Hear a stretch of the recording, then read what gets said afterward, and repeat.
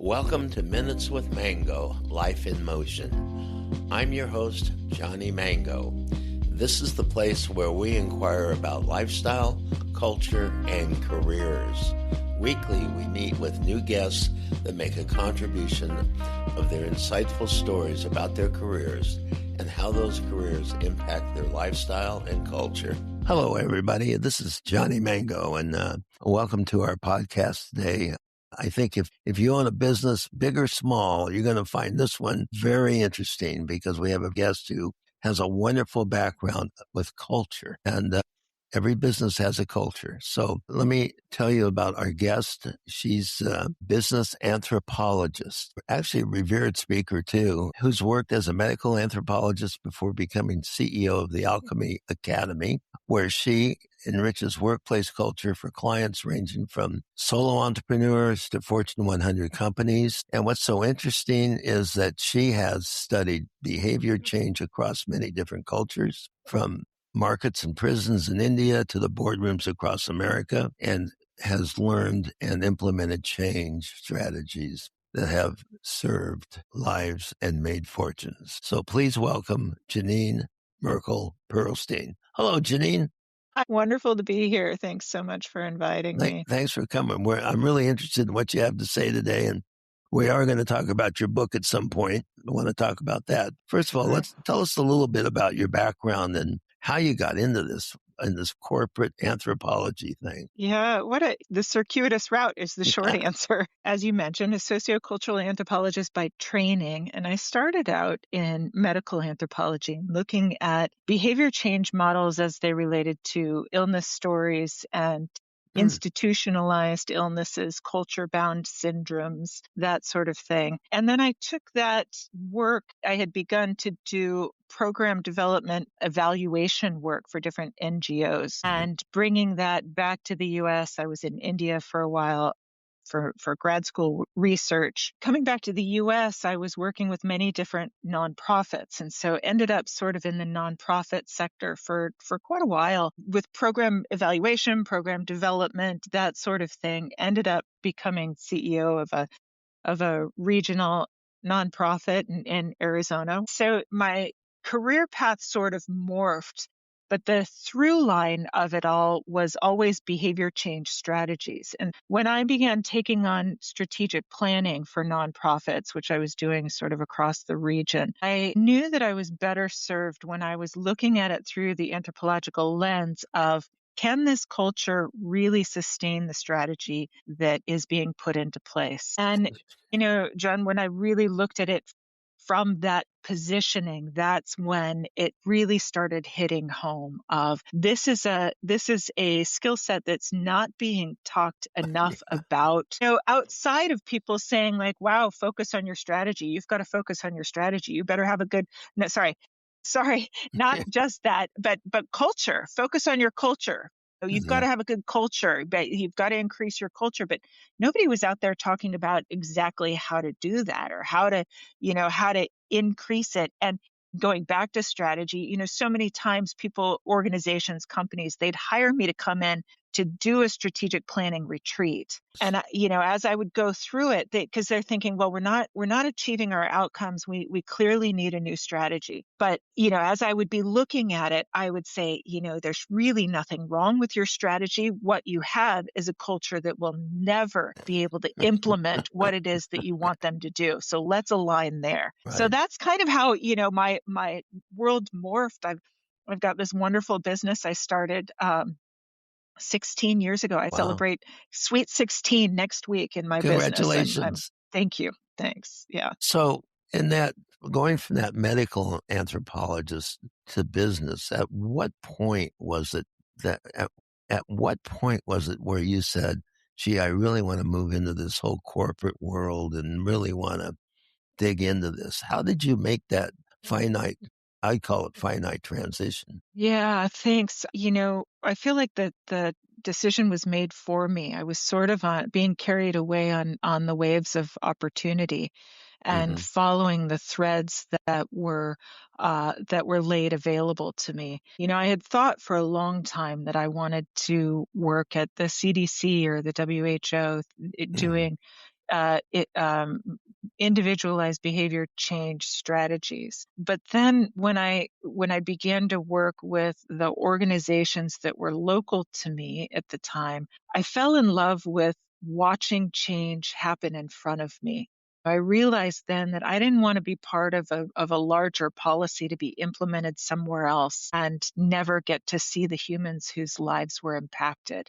I wanted to be part of sort of a boots on the ground effort Right. and to get to know the people whose lives would change through the work that I had a play in. And so it really shifted my mindset of what was possible for me and then ultimately for my business. How does a business owner, how do they think in terms of, or, what I'm really getting at is how is somebody, or better yet, how do you describe the benefits to a business owner or a company to bring on an anthropologist to examine their culture? How does that, because I would think there's a lot of business owners out there who go, why would I want to do that? So Right, help right. me Yeah, understand no, that. it's true.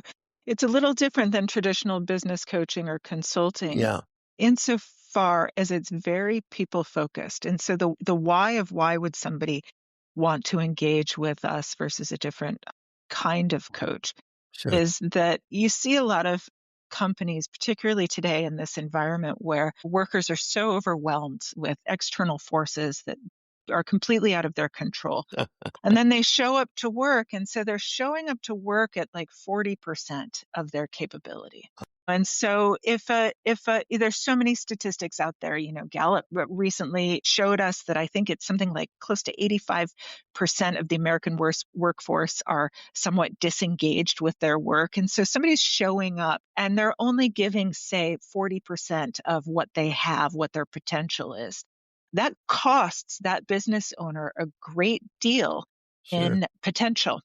Their outcome, their engagement, and their effort now is eking away at the profitability of that organization, that institution, that company. So Do you the think why is really about employee engagement, knowing that that level of positivity in the workforce really does translate into profitability for the company owner. so? There is a way to get the company's employees and culture basically to focus in on the company and whatever the objective is of that company. Exactly. And so, Exactly. so Right. f- folks are coming in, folks are coming to work and they're just not thinking about the work. Is that what you're Yeah. saying? They're not thinking Yeah, about the work? in many instances, they're just not engaged. And so if you could move somebody up from, say, 40% or 60% up to Sure. 80 or 90% Yeah. engagement, and then of course the output is better. So Yeah. that's So that's a big piece of it, so that's about productivity basically is what quite a we're bit. talking about. So Yeah. there's a big, what I would consider a big high productivity lift from your work. So that's the benefit to a company Yeah. is the Yeah. culture part. Right, right. You can help manage expectations so much easier when you know how to talk about your culture. You can hire for your culture. So many people will talk about hiring for fit, but again, they don't really know what that means. They haven't Right. done the work yet to truly identify what that is. And having a bad hire is expensive.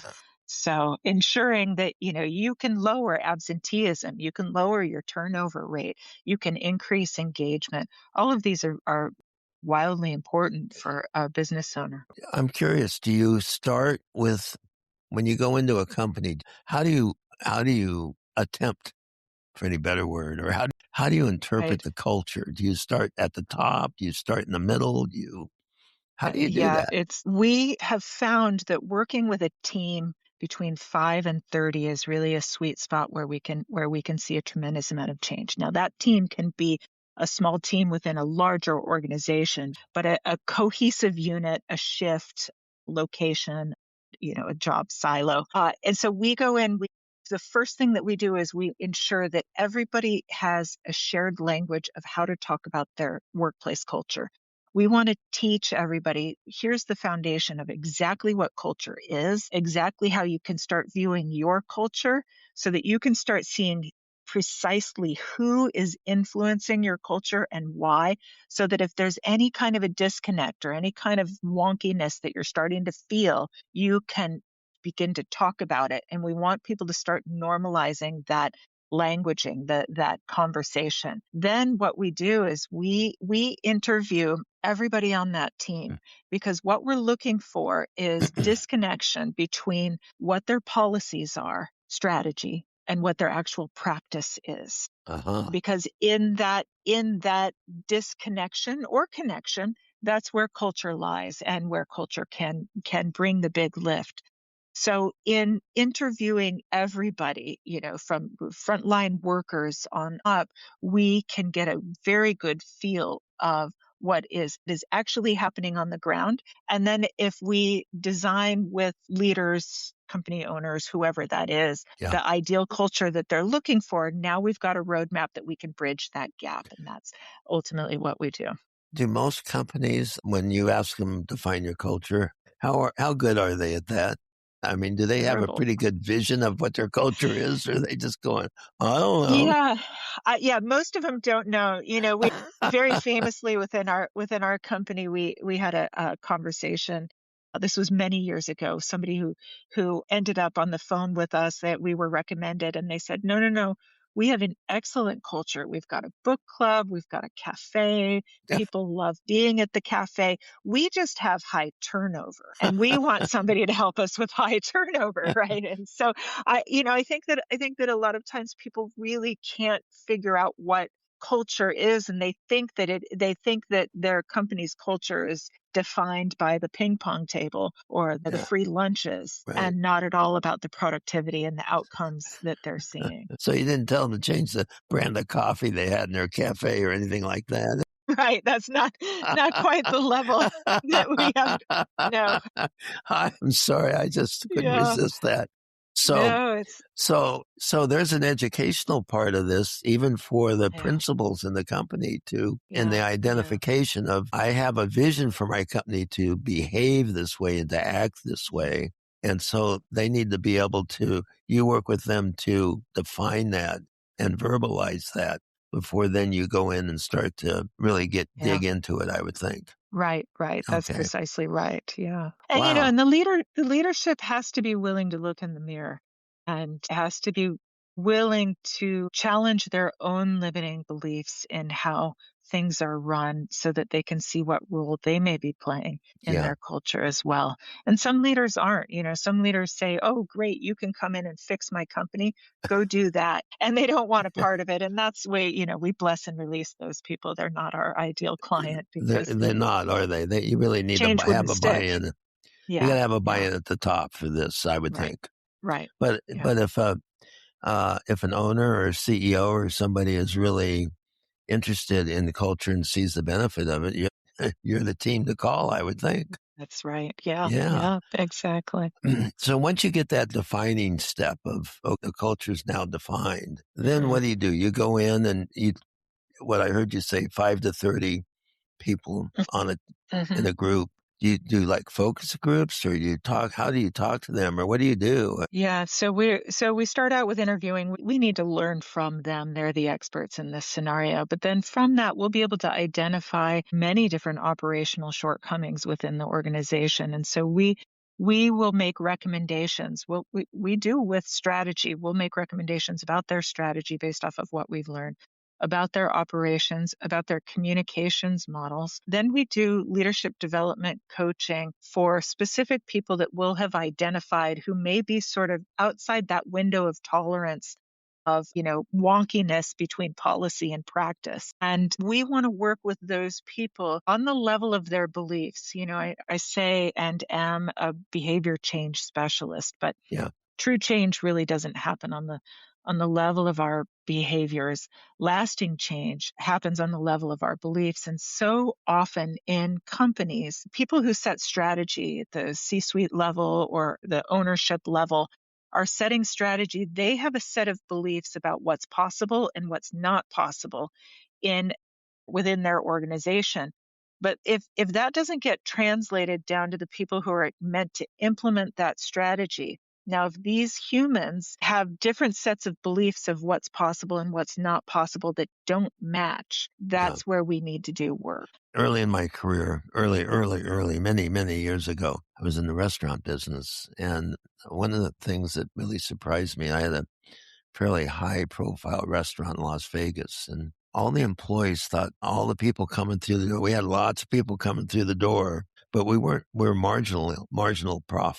profitably, Yeah. barely breaking even. What I found fascinating was all the employees thought we were just going to town and banking all this cash. And we had a shrinkage problem. I knew that, So you know what I ended up doing? I got everybody Mm. together one Saturday morning. I said, "This is our operating statement." And I said, "You see up here where all this big number, these are the sales. And then you see all these other numbers here. These are all the various costs. This cost of goods is for all the food we buy and all. Oh, and here's the labor. This is what you get paid, all that, right?" Perfect. Yeah. And Yeah. somebody I swear this really happened. Somebody raised their hand and said, "What's that little minus sign at the bottom?" Right. I Right. went, Yeah. "Bingo. Here we Yeah. go." Yeah. and That would be our savings. and you know what happened? Uh, All the shrinkage stopped. Whoever was going out the back door with the food, it stopped. And Isn't we that we had an amazing? immediate turnaround Yeah. just like that. It was Uh, amazing to me because it just mhm. pulled everybody together. Uh, I wasn't thinking culture at all. I was thinking survival. yeah, But sure. you know, No, but it is, communication. That's why communication is one of the fundamental pillars of the work that we do. uh-huh, So often, people who approach business from, I don't know, their training or fear or whatever it is, they have some kind of a belief that obfuscating that data from frontline workers is the way to I don't know, the way to do it. yeah. When really transparency, such as you exhibited there, is the way through any kind of crisis. Because you want your culture to be able to save your company during times of crisis. Right. Right. And I think that's my observation over the years has been so many companies are hide their secrets when they Yeah. should be putting them Right. out there. I don't know if you ever read The Right. Great Game of Business by Jack Stack. Uh-huh. It's an oldie, but Uh-huh. it's a goodie. Yeah, it's a goodie, And right, it really right. addresses that Yeah, right. that whole thing of, Strategic withholding. well, so you gather the group together and you start to ascertain what's happening. You start to communicate. I would think that you probably start to communicate what the culture is once you've got it Right. defined. Is that right? Yes, precisely. We have a process called your ideal culture map, and it's really looking at a company through the lens of an Yeah.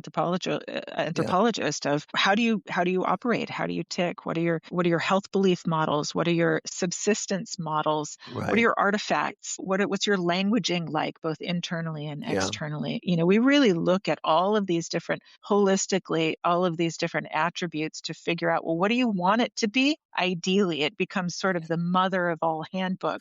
Then you hired at that, and that's when you find hiring really making a big difference. Wow. That's really, because then all of a sudden you can start to look for people that match that culture, certain Exactly. aspects, right? Right, Yeah. right. I was, And you think about, sorry, just no, go quickly, ahead. you think about how long it takes somebody to onboard within a company to get fully up to speed and operational so that they're not a drain on your resources anymore. And that's 4 months minimum. But if Yeah. you can teach them their job, their day-to-day skills and their culture at the same time, you can cut that in half, Yeah. that onboarding time, and it's tremendous. And then people aren't wondering at the end of the day, do I belong here? Do I have membership? These things that we really do think about. Do I have psychological safety?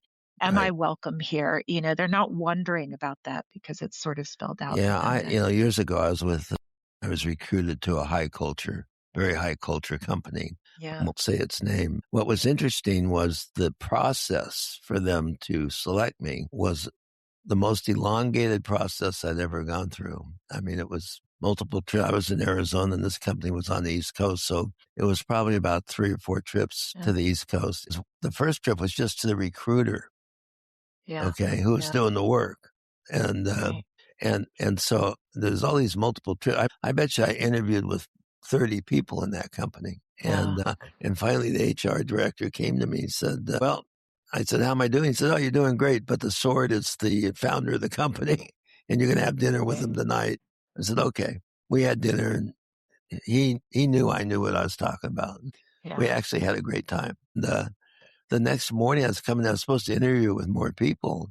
And they walked up to me and said, here's some tickets. You need to be in, you, you need to be in Connecticut by noon today. I said, what the hell's in Connecticut? And they said, Dr. John. That's what they said. And I went, who the hell's Dr. John? Well, it was a industrial psychologist. And I went and I got there at noon. He put me in an empty office and I did I think I went from about noon to about 7 p.m. doing batteries of profiles, you know? Yeah. And then he said, well, come on. He says, I live in the city. I live in New York City. I only work in Connecticut. That's when I realized he's a little crazy. You said it's the reverse. And he says, I still have to interview you. Now it's 8:00 at night. And I'm going, well, I got to be in Chicago for the food show tomorrow. He says, well, can I come in? Can I meet you at your hotel at 5 a.m.? He said, I got your room at the Marriott Marquis in Times Square. And I said, yeah, sure. He said, I'll bring some coffee, donuts. And I said, okay. Yeah. And we started talking and he's conducting this interview and it's going on. And I'm looking at my watch like I got an airplane to catch, And finally I stopped and I said, John, what is all this about? And he says, it's about values. This company has a culture based on values and they want to be sure who they decide on.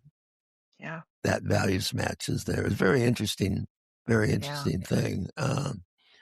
Time to go through that. Yeah. And it's really astute of them to know the values. We say values are what you hire and fire for. Right. People are either aligned or they're not. That's one area where they're not likely to change.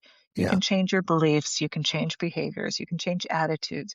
You cannot change values. Yeah. If you notice a disconnect, that is truly a bless and release scenario. Yeah. Yeah. So how great that they it was they a knew wild that. time. Yeah. So did you end up working there? Yeah, I did about 5 years. Yeah. It was cool. my little name badge said Prince of Darkness, but that's a whole different story. Well, this company was a publicly traded company, but it was very philanthropic. And so it tended to attract two types of people who wanted to do good and save the world. And then the business types like me. And that's a tricky game. Yeah. Having both those types under the same roof. But they had a saying in that company that said, we can't save the world unless we make money. And that mitigated the whole, pretty much, it got everybody together on the same page. It's very interesting to see that. But let's talk about the Alchemie Academy. What is that? What's going on with you on that? It's a company that I started, as I said, 16 years ago.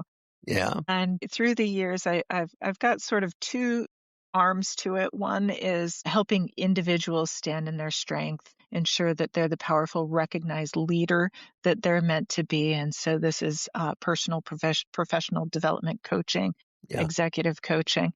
I've developed systems through the years that I've then certified other coaches in, who use my systems then for their coaching. And then as we've been talking, more of the organizational systems change. Ultimate workplace solutions is what we call it. And we usually work with companies over the course of a year, and we become a little bit like a fractional COO.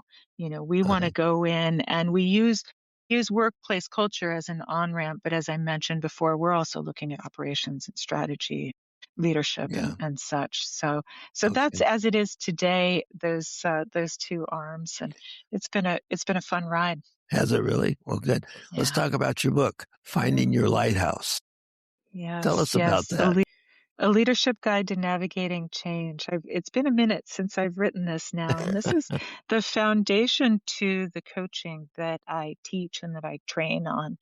It's basic behavior change models for a leader who, I brought this up before, that leadership needs to be brave enough to look in the mirror. And I firmly believe that leader who is brave enough to challenge whatever limiting beliefs that they have coming through is the one that will make it far, because they become more nimble in times of change. And I know that change is our only constant. And so in this book, I give people the tools to really look inside and do some of this emotional intelligence, inward seeking of themselves to be able to do exactly that. look at Okay. some of those limiting beliefs, and then use the processes to have them stick, to have change stick. A lot of times people will come upon change and they'll say, "Oh yeah, I've got it," but then it's not lasting for them. It doesn't. They don't change their lifestyle enough to work it into perpetuity. And so I want to ensure that change lasts and it sticks for folks. It's like going on a diet. Well, right? How many people stay on their diet? Yeah, So it's it's a big thing. the follow through of things is key. Here's what I'm It hearing. is. The It is. follow Yeah. through and sticking with it.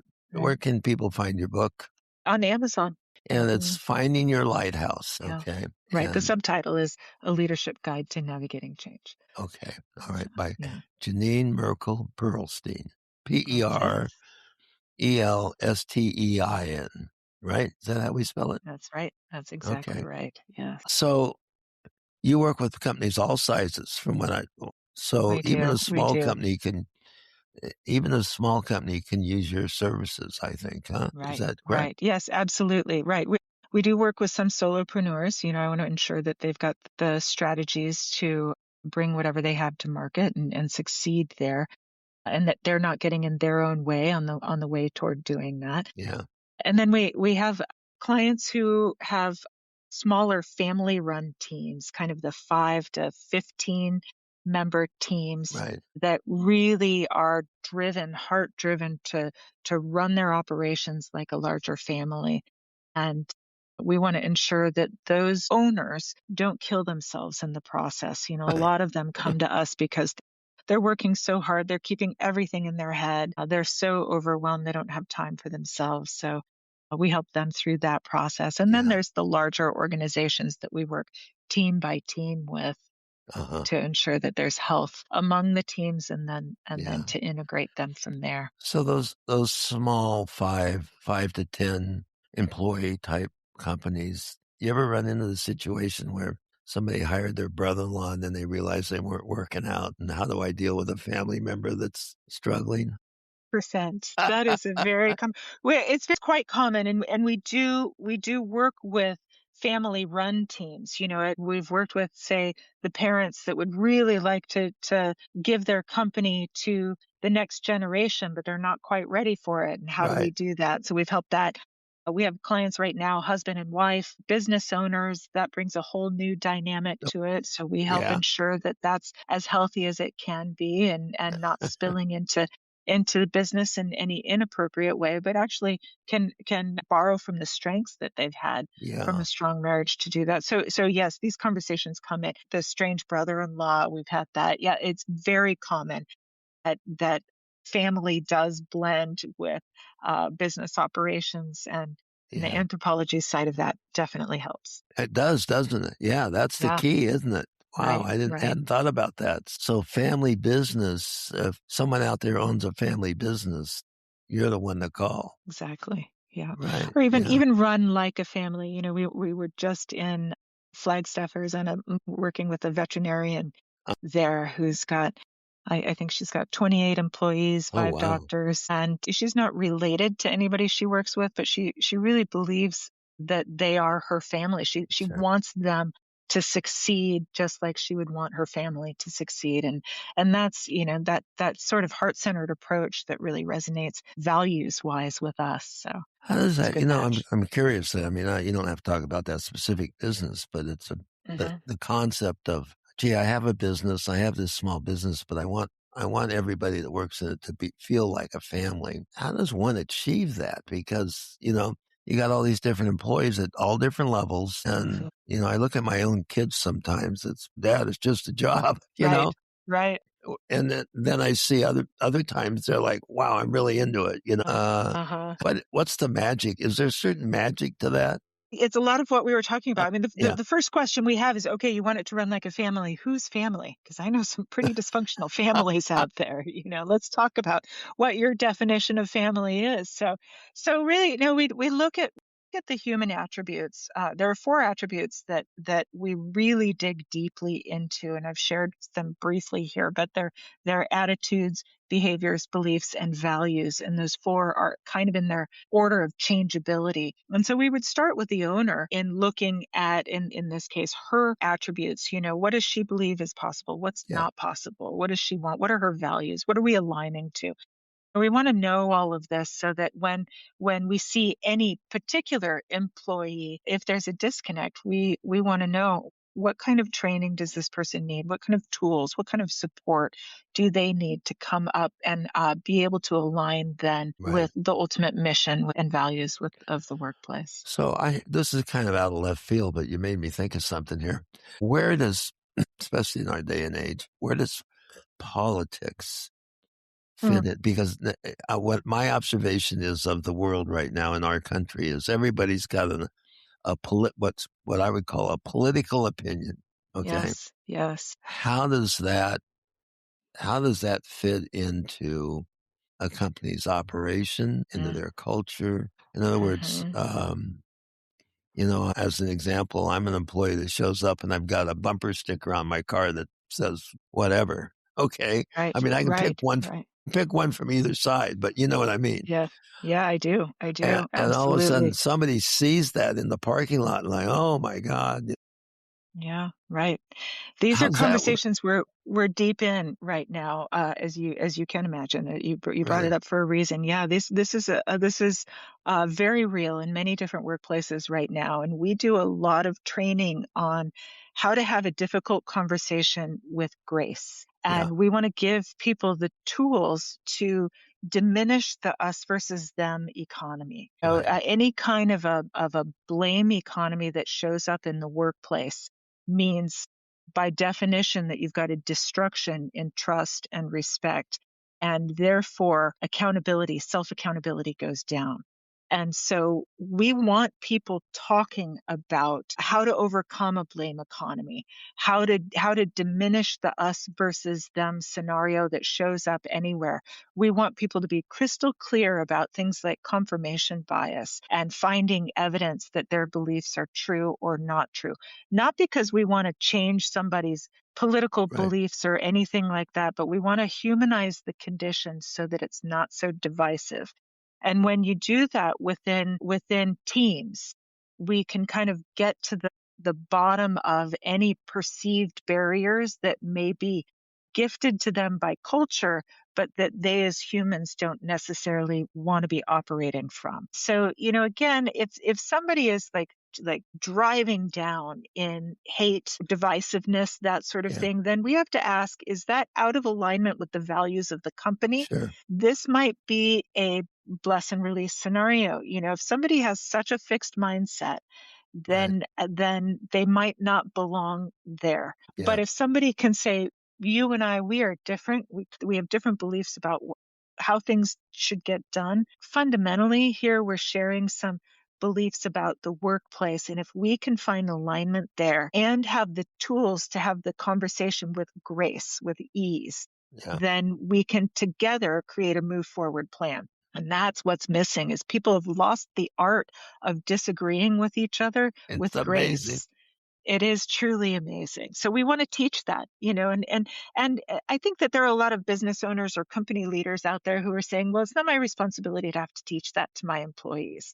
But my thought on that is that ship has sailed. You being able to say that is a thing of the past because Yeah. you either take it upon yourself or you're frustrated with the amount of turnover that you're dealing with. Yeah, I think that divisiveness is a result of social media. I hate to say it, but that's Truly, my truly. It's a I mean, big piece of it. is it? Yeah, in Yeah. your opinion. Okay. In the last month or so, I've been watching the whole Iran thing and looking at social media, and it's amazing. It's amazing to me all the various different opinions, and Right. they're all presented as this is it. This is the truth, and That's probably right. none of them are. I mean, who Yeah. knows? I, No, that frustrates me to no end. Both of my children went into journalism and looking at it through the lens of seeing media personalities or journalist personalities telling you, you should be outraged. You should be Right. so upset about this. And I'm thinking, if you're telling me how I should react to this instead of just giving me facts so that I can figure out how I Right. react myself, your credibility has just gone down. And I Yeah. think you're right. I think social media allows for that So wildfire. then it carries into the workplace, and Yeah, it but does. It does. you've got a way to deal with it. So if I was a business owner and saw that in my organization, which I think everybody sees that, it's got to be seeing Yeah. it or Yeah. feeling it in different ways, you would be the one Right. to call. Because imagine, the employee that starts feeling a little bit threatened emotionally in their workplace by some others, whether it's something that's saying out loud or even just threatened by somebody's bumper stickers on the car. Yeah. If they start feeling like their and psychological safety is being threatened, they start looking for reasons to call in sick or reasons to look for Right. another job. I mean, Yeah. it creates a wobbly foundation for your culture for Yeah. sure. Yeah. Well, Jenean, thank you so much for today. This has been pretty educational for me. I hope it is for everybody else listening. But what an interesting role you have and background you have for companies. That's so unique. And let's just mention your book again, Finding Your Lighthouse. And what's the tag on that? A leadership guide to navigating change. There you go. Yes. All right. Yeah. And how does somebody find you? How does They can find me. Thank you for asking. My website, my company name is Alchemie Academy. My website is the same, alchemieacademy.com. And it's of note, it's alchemy spelled with an IE at the end. So it's ALCHEMIE academy.com. okay? And how did you come up with the IE? It was something I wanted to go traditional. I wanted to go back to the time that the traditional alchemists were trying to figure out how to transmute base material into gold. And I think Oh, that's what business owners are doing all the time, is saying, yeah. I've got this basic idea. How can I transmute that into gold? So it's sort of an origin story of that, is going Interesting. back to the beginnings. Okay. Well, again, thank you so much for being here, and thanks for all your wisdom and insight. It's been great. Truly beautiful conversation. Thank you so much for inviting me. You have been listening to Minutes with Mango, Life in Motion. Subscribe to hear a new and unique guest each week as they comment on their life's journey and share experiences with lifestyle, culture, and career. You can always find us at minuteswithmango.com.